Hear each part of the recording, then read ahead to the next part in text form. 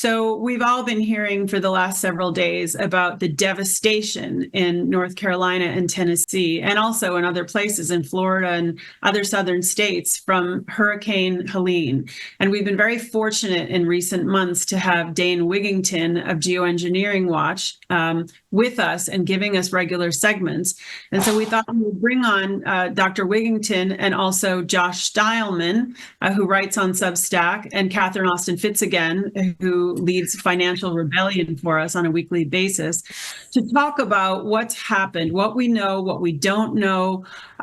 These emergency situations seem to keep cropping up. What should we take away from it? So welcome, Dane, Josh, and Catherine. Thank you, Mary. Thank you for coming. So I want to start with you, Dane, as the scientist, and I thought we would start with this clip about President Johnson speaking about weather modification. Let's show this clip, Lou, and then Dane, I'd like you to talk about the issue and what you saw has happened with Hurricane Helene. As a result, I think the people in the Congress are going to support it. And that message calls for new frontiers, new visions. It calls for us taking the steps now that will make us no longer second in space and in science.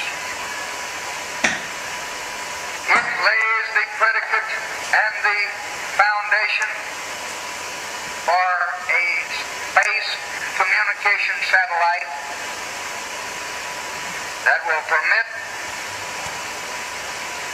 the people of the world to see one television program at the same time throughout the world.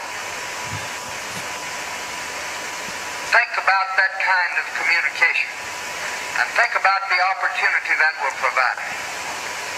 It lays the predicate and the foundation for the development of a weather satellite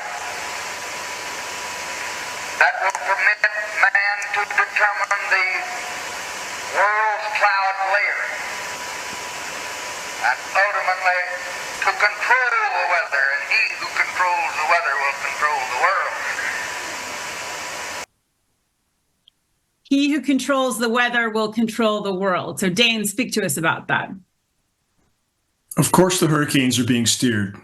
There's no rational denial of that. We've recorded this at geoengineeringwatch.org. We've recorded the frequency transmission manipulation of these storms. And if we go back all the way to 1947, Project Cirrus, the U.S. military's launch into hurricane manipulation, even with very, very minimal interventions at that time, it had catastrophic results, so much so that they went back into the shadows after that. There were lawsuits pending and so forth because of their redirection of a hurricane with very minimal efforts and resources. Of course, they're steering these storms. We can speculate about the agendas and objectives, but we've recorded this, Mary. And what's perplexing is it's not just the mainstream or academia denying climate engineering that's a part of the problem. We have most of alt media denying there's any damage to the climate. And that's a problem as well. So somewhere in the middle, there has to be some sort of rational common ground. And we have people in alt media also claiming that the only problem with the climate is climate engineering. And that creates a further divide, further division, further inability to move this fight forward. The human race has been abysmal stewards of this planet. And the notion that there's nothing wrong with the climate or the environment is a completely ridiculously false narrative at this point. The human race is going through 100 million barrels of hydrocarbon fuel every single day, 26 million tons of coal every single day. We're cutting down the forests, we're paving the oceans. All of that is having catastrophic effects. And when you try to intentionally intervene with the weather on top of this, now we're faced with near-term planetary omnicide. And Mary, that's simply a pill that most people, mainstream or alt media, don't want to accept. The fact that statistically and mathematically on this trajectory, none of us are going to be here much longer, which means that there's a whole lot of deck chair arranging on the Titanic going on right now. So let's talk, thank you, Dane. So let's talk specifically about Hurricane Helene. What can you tell us about this particular hurricane and where it's hit and how it might have been manipulated? Not knowing perhaps, but tell us what you know about this hurricane and the facts around it, if you would. There's no might. We recorded the frequency transmissions that did manipulate this storm, and we can speculate as to what they're going to do with Milton. But again, with all these factors, it's part of the end game that's playing out. And we have insect populations completely crashing around the globe, wildlife populations crashing, fisheries crashing, oceans dying, forests completely imploding all over the globe. And we have the vast majority of the human race ignoring that. And climate engineering, of course, fueling all of that, making it far worse, not better, in the attempt to hide it, Mary. Just like the pharmaceutical, quote, treatment for a symptom in the human body, and you listen to the side effects and you wonder who would take that, but people do. It's the same mentality now, and frankly, for us at geoengineeringwatch.org, it is baffling that the vast majority still, mainstream and alt media, are ignoring the fact that statistically, mathematically, on this trajectory, short of a complete course correction, none of us are going to be here that long. And that's not centuries, that's not decades. We're facing a much nearer term still, and that's not even taking into account the power structure triggering a nuclear war. Right.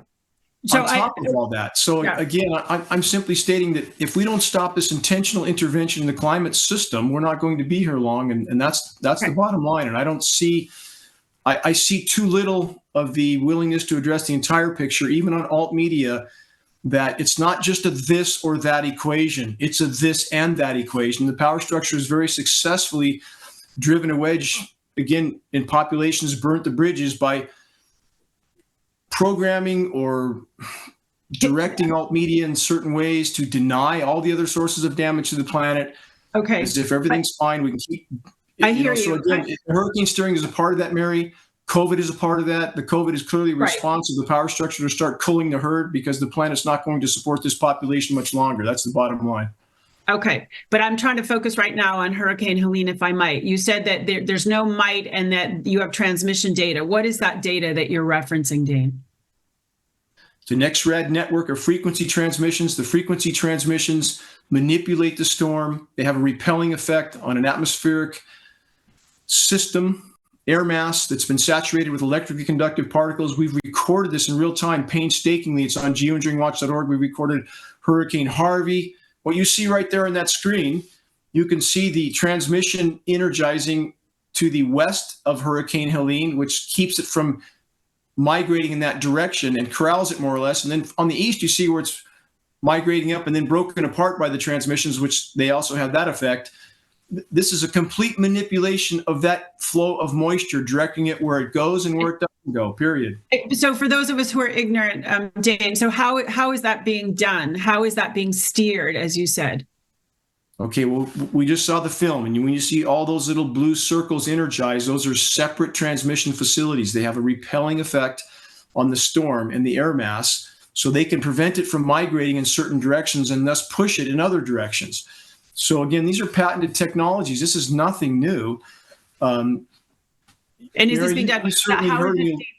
Is this being done by satellites? Just for the people who don't know, how is this actually being engineered? How are those blue dots being created, Dane? It's a ground-based frequency transmission network. It has nothing to do with satellite. Okay. So it's a ground-based frequency transmission network that is certainly very coordinated. AI is likely involved with the energizing of these transmitters. They're about to upgrade those transmitters, likely to make them more powerful still. So again, we're just beginning down this road. And the abrupt climate collapse that's unfolding right now from multiple causes, countless causes, with climate engineering being at the top of that list, but by no means the only cause, we're going to be in for far greater challenges than almost any yet realize or understand. And this is contaminating all of us on top of that, Mary. We can hide from the injection. We can't hide from what they're dispersing in our skies. And at any moment of their choosing, because we have graphene and polymer fibers in this mix that we've tested in hundreds of precipitation tests, those are used for biological carrier platforms, which means they can carry a pathogen from the clouds to the ground. At any point of their choosing, when they feel they're losing control, when they feel populations are waking up, they can disperse Marburg, Ebola, or who knows what. Game over. Is there anything about what just happened in North Carolina or Tennessee that you want to share before I move on?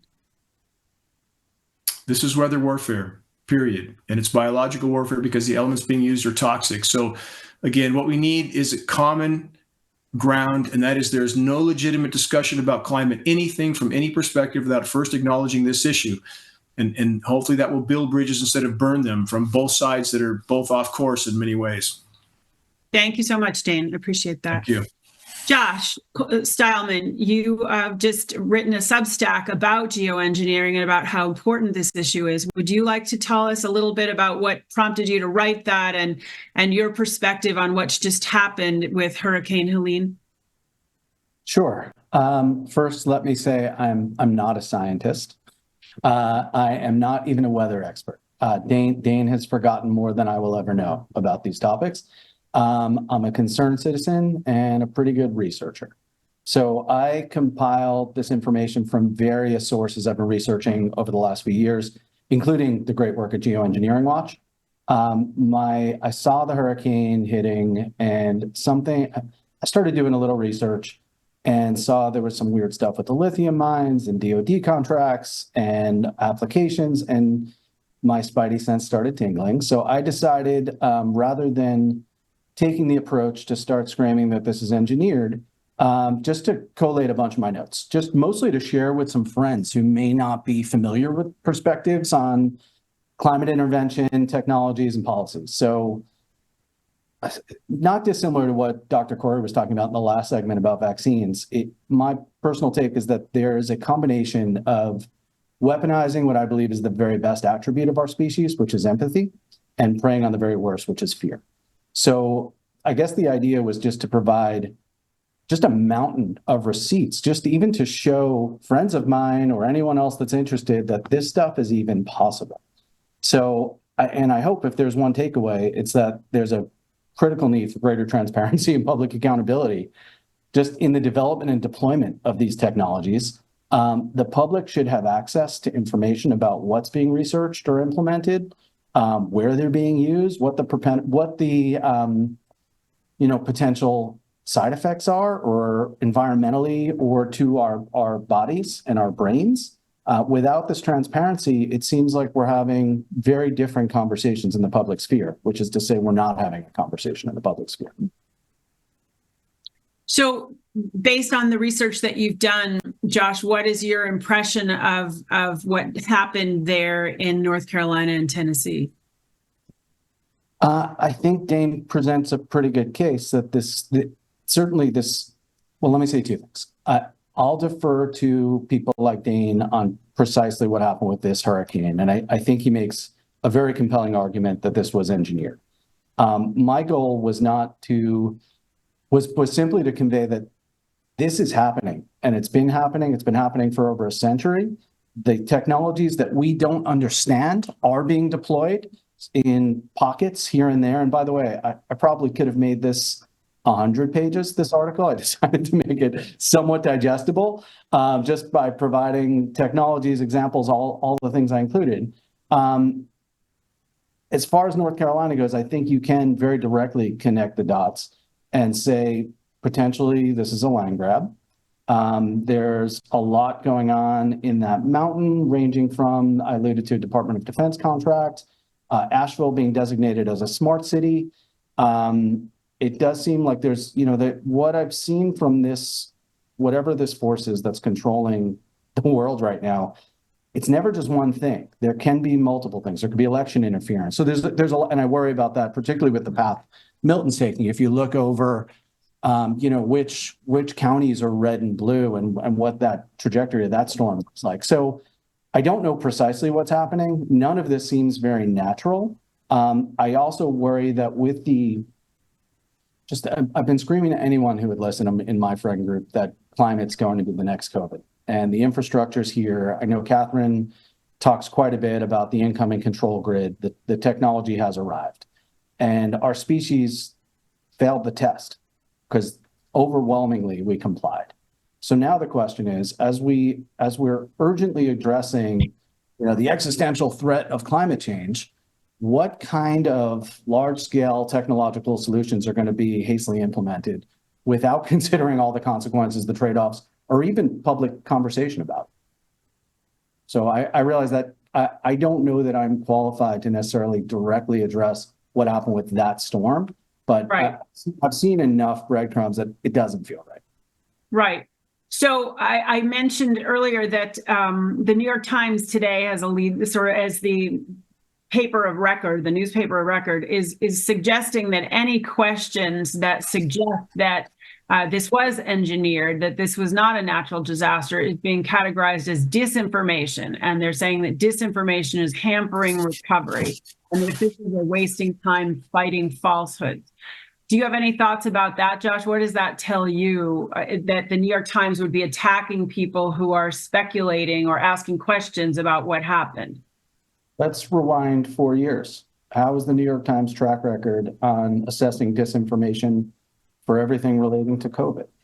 So, censorship is their primary weapon, and they do it in a few ways. They do it by twisting truth and presenting falsehoods, and they do it by lying by omission and showing and not telling us the whole story. So again, in a sane and just society, we would have all sorts of perspectives. Dane has shared things even on this call that I haven't heard before. So, I think it's critical that we have an open discussion in the public sphere, and that no one, not the New York Times, not John Kerry or Hillary Clinton, who are calling for abolishment or amendment to the First Amendment, which our entire country and the magnificent document of the, that we all, take part in this country, they're calling for it to be amended. So no one has the right to be the arbiter of truth. That's simply, and anyone that is hearing someone talking about misinformation, which almost invariably resorts to ad hominems or just bold sweeping statements like that, should step up and then debate the counter and prove it in the public sphere. So that won't happen at the New York Times. We know that. And you look at the pattern. Anyone who questions the integrity or of vaccines or the safety and efficacy is considered a danger to public health. Anyone who talks or even questions whether we have fair elections is a danger to democracy. Anyone who dare question that 100 years or over 100 years of body of work that suggests that weather manipulation on some level is certainly possible is just a quack and needs to be dismissed entirely. That's absurd. Thank you so much, Josh. So, Catherine, I'd like to turn to you. I know you wanted to talk about the quid pro quo dimension of this, and I think a video that you wanted us to see. Is that right? Yeah. So let me say a few words, and then I'll introduce the video. So I started to notice weather warfare, or I should say the economics of weather warfare, when I encountered insider trading on the Indonesian tsunami in 2004. And so I started to track patterns, particularly of defense of the dollar syndicate with weather warfare around the world. And I came to the conclusion that we were engaged in significant weather warfare. One of the reasons there is such an effort to keep a dialogue like the one you're leading today, Mary, going is because we are financing it. So we are financing with our taxes. We are financing with purchasing treasury securities in from our pension funds. Our pension funds and our taxes are financing the lion's share of this, as well as investments in the stock and bond market. And if people connect the dots between weather warfare and how people are making money on weather warfare with various kinds of takings, we do have the power to stop it. And that's the last thing anyone wants to recognize. And I just have to tell you, I did have an experience in the Bush administration when I was in the government that the New York Times is completely useless. So I don't read the New York Times, and it's only because I saw them engaged in intentional lying in a very direct and clear way. Okay, so let's look at when Helene happened, there are two things that I really noticed and tracked. The first is there is an extraordinary effort by people all over the country as volunteers, as prayer warriors, as contributors to go or help or support the people in Western North Carolina and East Tennessee. It's remarkable to watch. And I would just recommend to every one of the listeners, if you're not part of it, you want to jump in, because it is an amazing, beautiful thing. The government is not helping anywhere near what they should, but Americans are helping. And it's a beautiful thing to watch, despite the horror of what's happening. So the second thing I'm looking at is cui bono. And if you look at any of these weather warfare events, you will always want to ask who benefits.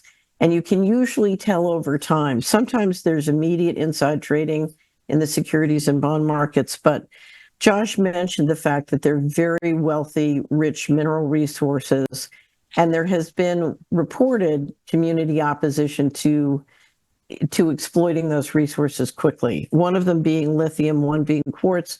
Lithium, we know that the Donbass capture by the Russians has denied the lithium deposits, some of the lithium deposits in the Ukraine. So we also know that AI is turning out to be much more of a resource and energy hog than I think was expected. And that's causing a mad dash for water, a mad dash for oil and gas, and a mad dash for many of these different resources like quartz, like lithium. So the first thing to watch is the mining resources.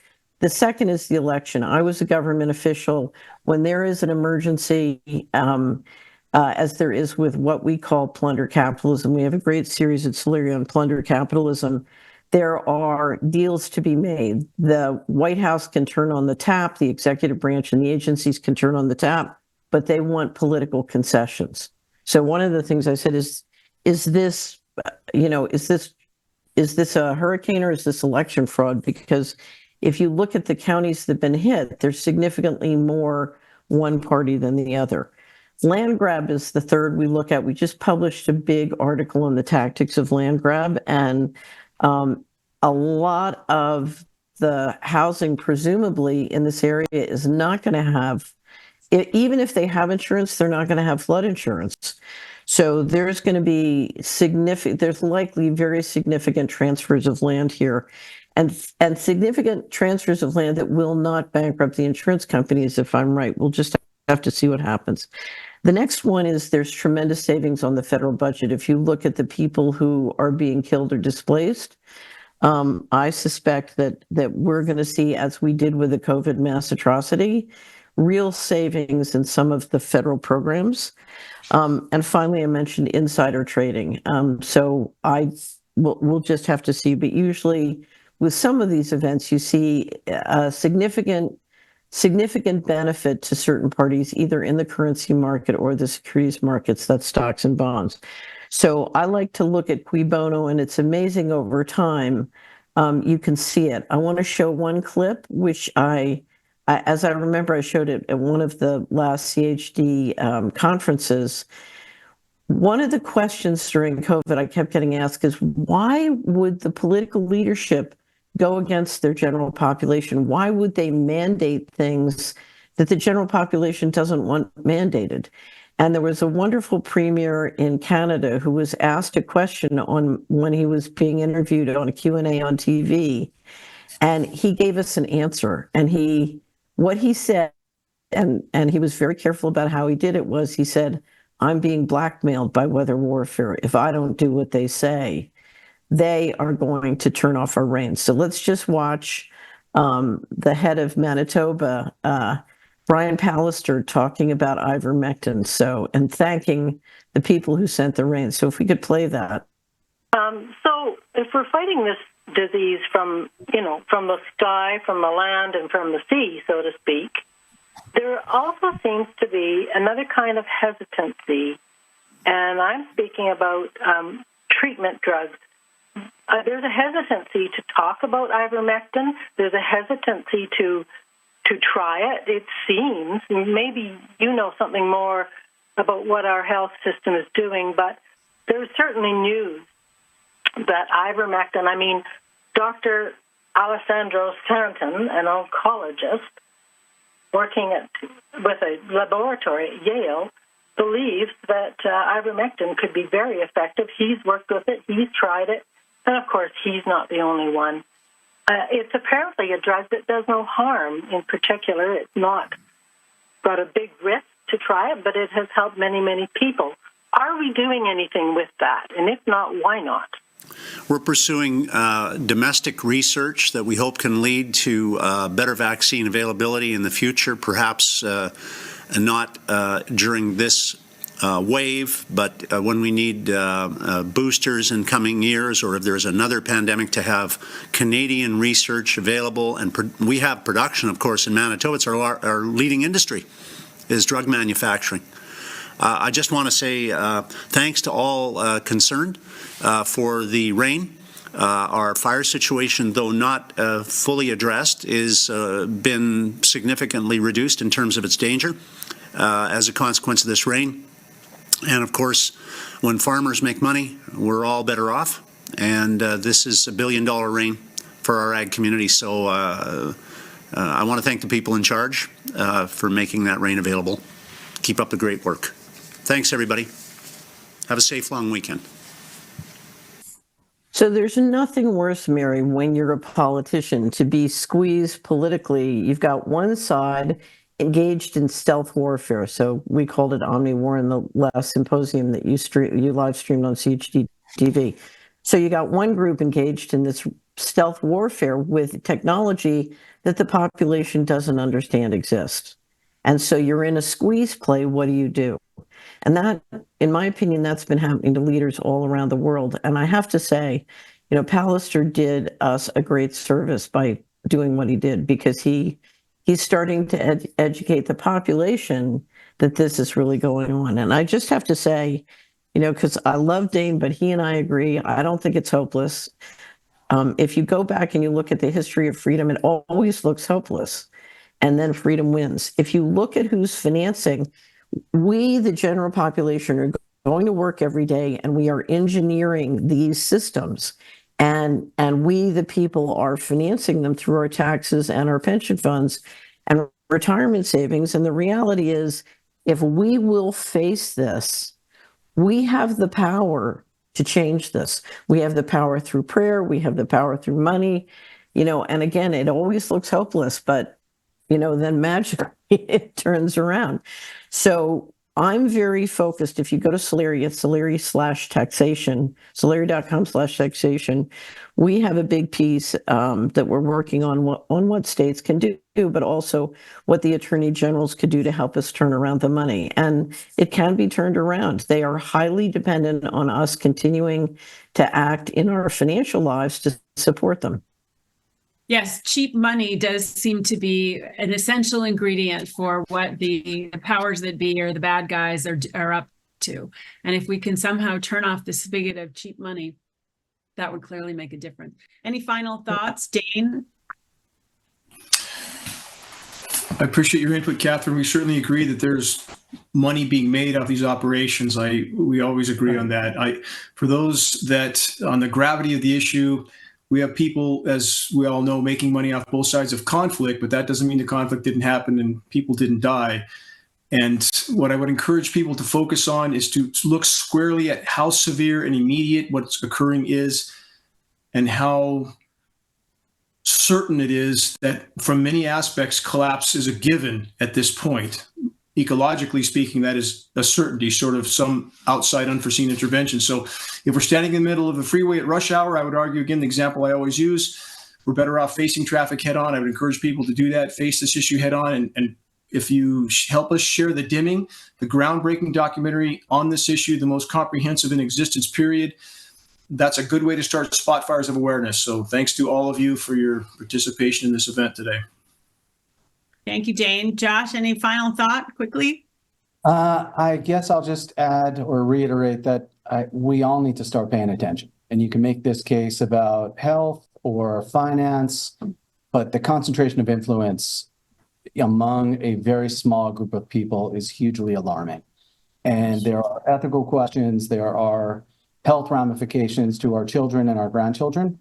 And we all need to get involved certainly at our local level, and at a minimum, start waking some of our friends and family up and understand that we didn't choose this fight, it chose us. Thank you all so much for being here. I deeply appreciate it. Thanks, everybody. Have a great day.